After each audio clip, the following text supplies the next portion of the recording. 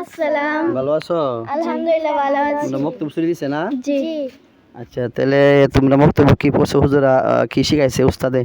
একটু প্রশ্ন করে দেখি, নবী সম্পর্কে তোমাদের কি অভিজ্ঞতা আছে বলতে পারবা? জি। বলো তো, ইসুফ নবী, আরে বলো তো, এই কুয়ার মধ্যে কোন নবীরে ফেলাইছিল বলতে পারবা? কুয়ার মধ্যে কোন নবীরে ফেলাইছে তারপর বাচ্চা দিছে বলতে পারবা? পারতা না? তুমি বলতে পারবা কুয়ার মধ্যে কোন নবীরে ফেলাইছেন বাচ্চা দিছে? হযরত ইসুফ নবী। কি নবী? ইসুফ নবী। সত্যি বলছো? জি। তুমি বলো কোন নবী? হযরত- কুয়ার মধ্যে ফালানোর পর বাচ্চা দিছে কোন নবীরা? হযরত ইসুফ আলাইহিস সালাম। আবার ইসুফ আলাইহিস সালাম। ইসুফ নবী না?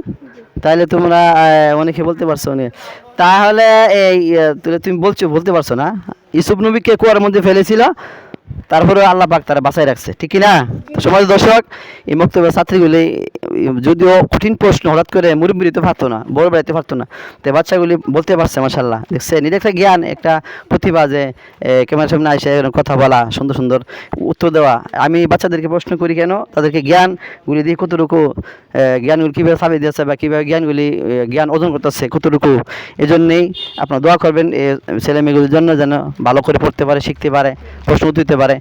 সময় দর্শক, যারা আমাদের ভিডিও দেখতেছেন, লাইক কমেন্ট শেয়ার করবেন। আমাদের সবাই ফলো করতেছেন, দেখতেছেন, সবাই আমি পরিচিত হয়ে গেছি। সবাই আমার ভিডিওটা লাইক কমেন্ট শেয়ার করবেন এবং ছড়িয়ে দেবেন, যেন সবাই এরকম বাচ্চাদেরকে প্রশ্ন করে উত্তর দিতে পারে।